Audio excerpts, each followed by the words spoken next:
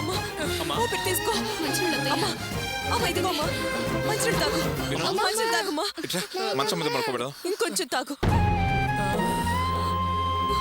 అమ్మా అమ్మా అమ్మా అమ్మా జాగ్రత్త అన్నయ్య. జాగ్రత్త అమ్మా. నెమ్మదిగా.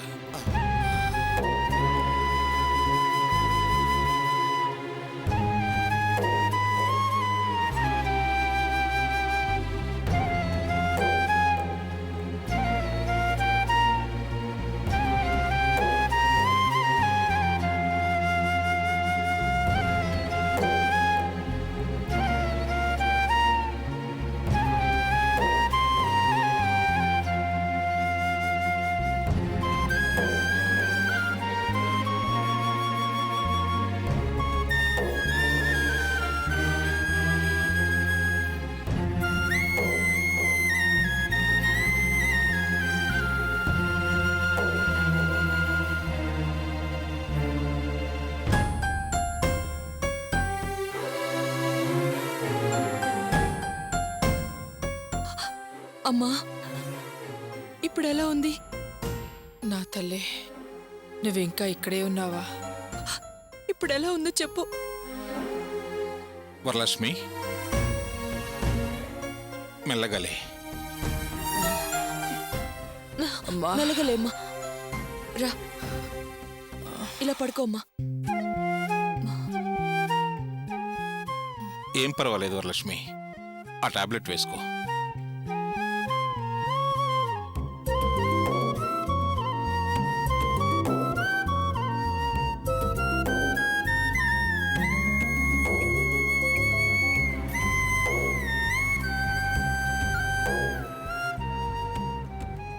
ఇప్పుడు ఎలా ఉందమ్మా?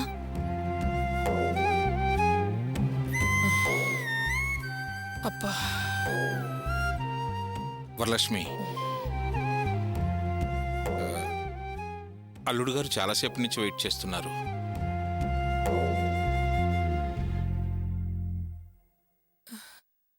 ఈ పరిస్థితుల్లో కూడా నా బిడ్డని నేను పంపించాలా?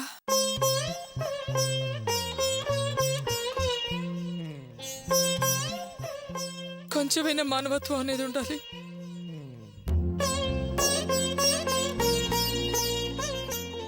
హఠాత్తుగా నేను చచ్చిపోయాను అనుకోండి. అమ్మా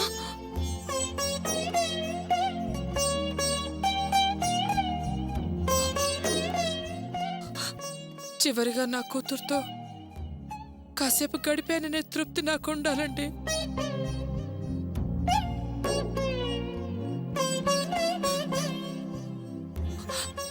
నీకేం కాదమ్మా, నీకేం కాదమ్మా. ఎవరి ప్రాణం ఎవరి చేతుల్లో ఎలా పోతుందో ఎప్పుడు పోతుందో ఎవరు చెప్పగలరు?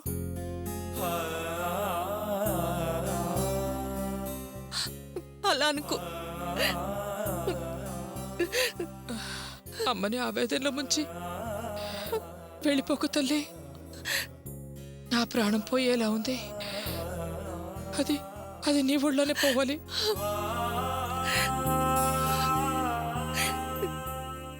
అమ్మ ఏంటమ్మా అలా మాట్లాడుతున్నావు? మాయ గారు, ఆ, అర్చన్ని ఇప్పటికి ఇక్కడే ఉండేవ్వండి. నేను రేపొచ్చి తీసుకెళ్తాను. చాలా థ్యాంక్స్ బాబు. మీ అమ్మగారితో ఇక్కడ జరిగిన విషయాన్ని చెప్పి రేపొచ్చి అర్చన తీసుకువెళ్ళండి.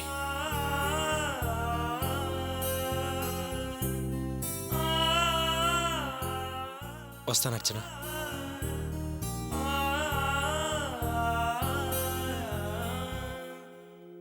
వస్తాను మాయ గారు. ఉంటాను బావా. వస్తాను.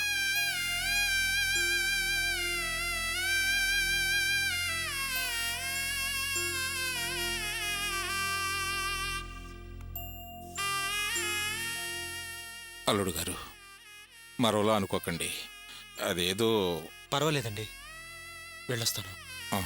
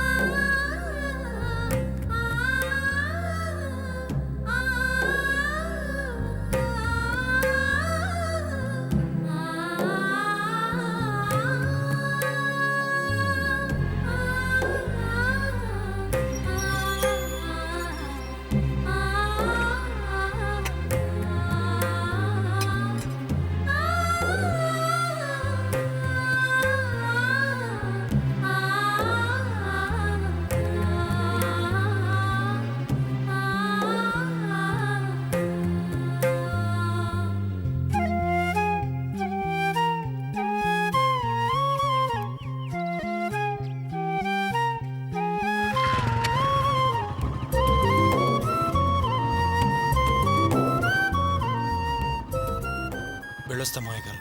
ఆ. ఆ.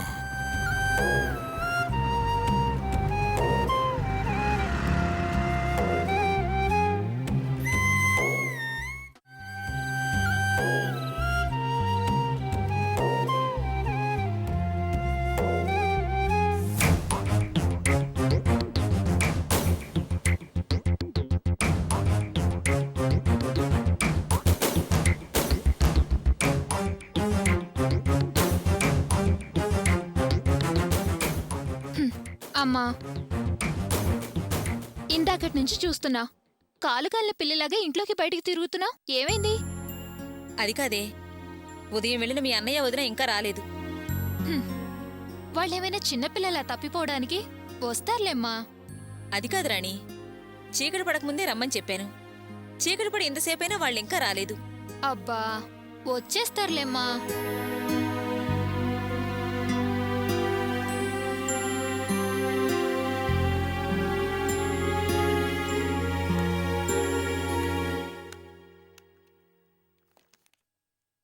అమ్మా, అన్నయ్య వచ్చాడు.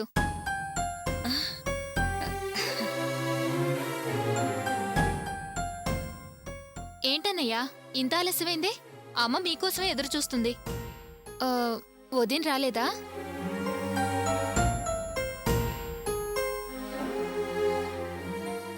ఏంటి గోపి, చీకటి పడకముందే ఇంటికొచ్చామని చెప్పానుగా. అర్చనేది? అర్చన, అమ్మా అర్చన. అర్చన రాలేదమ్మా. అర్చన రాలేదా? ఎందుకని? నేను అర్చన కలిసే బయలుదేరాం. అప్పుడు వాళ్ళ అమ్మగారు ఉండమనుంటుంది, తను ఉండిపోయి ఉంటుంది, అంతేనా? కాదమ్మా, నేను అర్చన బయలుదేరుతుంటే మా అత్తయ్య గారికి కళ్ళు తిరిగాయి. అందుకే అర్చన అక్కడే ఉంచేసి నేను వచ్చేసాను. ఎవరిని అడిగి తను అక్కడ వదిలేసి వచ్చావురా? అత్తయ్య గారికి ఒంట్లో బాగాలేకపోతే నేనేం చేయనమ్మా? అంటే ఆవిడికి ఒంట్లో బాగోకపోతే ఆవిడ చూసుకోవడానికి ఆ ఇంట్లో మనుషులేనేరా? తనేమన్నా నర్సా, డాక్టరా దగ్గరుండి చూసుకోవడానికి? రేపు మన ఇంటికి వచ్చిన తర్వాత మళ్ళీ ఆవిడికి ఏదైనా అయితే ఇక్కడి నుంచి వెళ్ళి సేవలు చేస్తుంది ఆవిడికి? అది కాదమ్మా, అత్తయ్య గారు అర్చన తన దగ్గర ఉండాలనుకున్నారు. అలాగే అర్చన కూడా అత్తయ్య గారిని దగ్గరుండి చూసుకోవాలనుకుంది. అందుకే అక్కడ వదిలేసి వచ్చాను. రేపు పొద్దునెళ్ళి తీసుకొచ్చేస్తానమ్మా. అంటే నన్ను అడగకుండా, నాతో ఒక్క మాట అయినా చెప్పకుండా నువ్వే నిర్ణయం తీసుకొని దాన్ని అక్కడ వదిలేసి వచ్చావా? అంత పెద్దవాడివి అయిపోయావా? ఏంటమ్మా, ఇంత చిన్న విషయానికి అంత పెద్ద పెద్ద మాటలు మాట్లాడతావేంటమ్మా? ఏదిరా చిన్న విషయం? మీరు బయలుదేరుతున్నప్పుడు చీకటి పడకముందే ఇంటికి వచ్చామని చెప్పానా లేదా? కానీ నువ్వు అది మర్చిపోయి శుక్రవారం పూట ఈ ఇంటి కోడల్ని తీసుకెళ్లి ఆ ఇంట్లో వదిలేసి ఒంటరిగా వచ్చావు. ఇది చిన్న విషయమా? ఒకవేళ అర్చన అక్కడ ఉండాల్సి వస్తే ఆ విషయం నాతో చెప్పాలా వద్దా? సరే, వాళ్ళింట్లో వాళ్ళకంటే ఆలోచన లేదు, వాళ్ళకు నేనంటే గౌరవం లేదు. కనీసం నీకైనా ఆ విషయం చెప్పాలనిపించలేదా? ఒక్క ఫోన్ చేసైనా ఆ మాట నాతో చెప్పుండొచ్చుగా. ఫోన్ చేసి చెప్పేంత ముఖ్యమైన విషయం అనుకోలేదమ్మా, అందుకే చెప్పలేదు. అలాగా? విషయం ముఖ్యం అనిపించలేదు, నేను ముఖ్యం అనిపించలేదు. అమ్మా, ఎందుకమ్మా చిన్న విషయాన్ని పెద్ద చేస్తున్నావు? అనే చెప్తూనే ఉన్నాడు కదా. ఏయ్, నువ్వు ఊరుకోవే. చిన్న విషయం ఏదో పెద్ద విషయం ఏదో నాకు తెలీదు.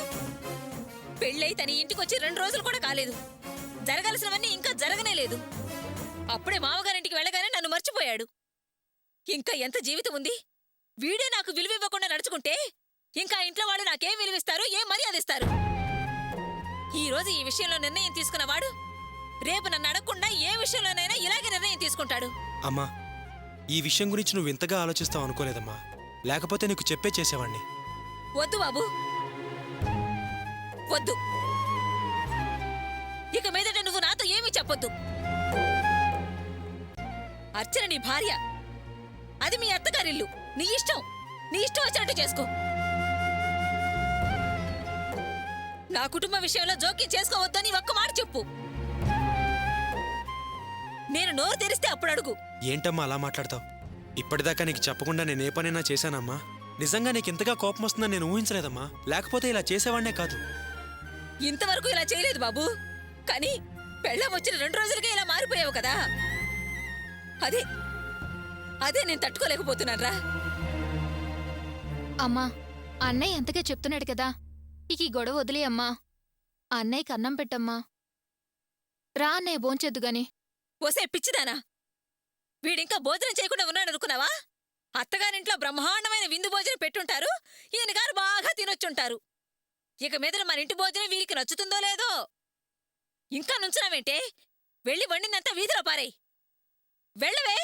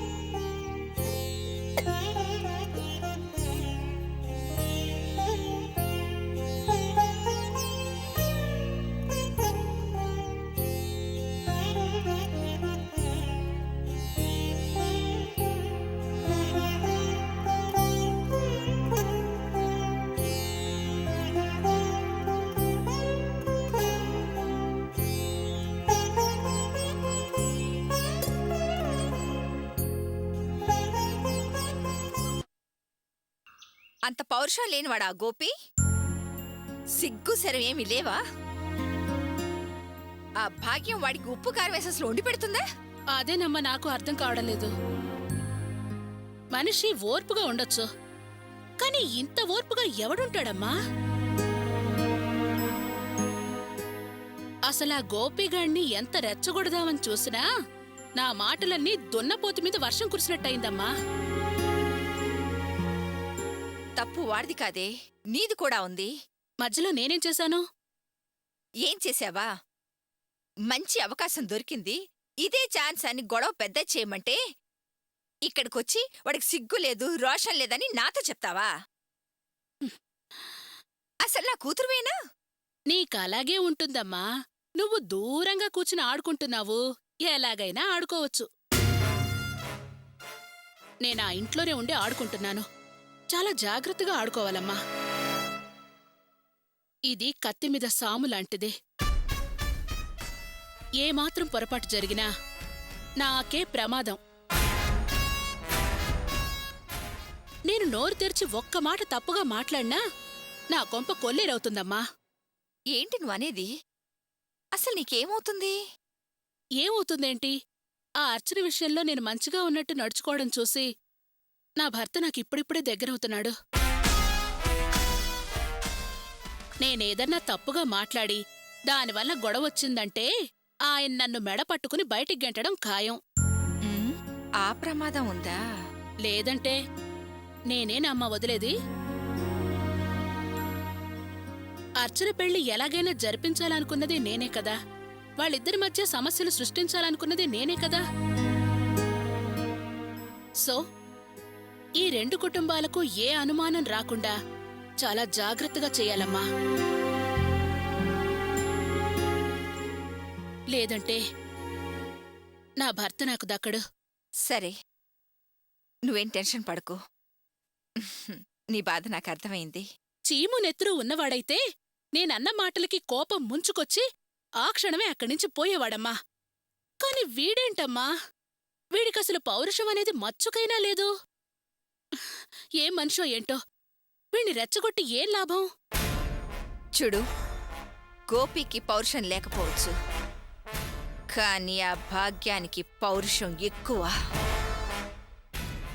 ఈ విషయం తనకు తెలిస్తే ఊరికి వదలదు. భాగ్యానికి మొత్తం చెప్తాను. అగ్గిపుల్ల గీసి పారేస్తే తుస్సుమందనుకున్న ఈ విషయం పెద్ద భూకంపంలా మారుతుంది. వినడానికి బానే ఉంది, కానీ దీనివల్ల నా కాపురానికి ఏదైనా ప్రమాదం జరగాలి, నిన్ను చంపేస్తాను. దిగులు పడకు జయంతి, నీకే ప్రాబ్లం రాదు. అంతా నేను చూసుకుంటాగా. ఇప్పుడు ఒకవైపేగా గొడవ జరుగుతుంది. ఇప్పుడు నేను చెప్పినట్టు విను. మధ్యల 2 వైపులా తట్టాలి. అది నేను తడతాను.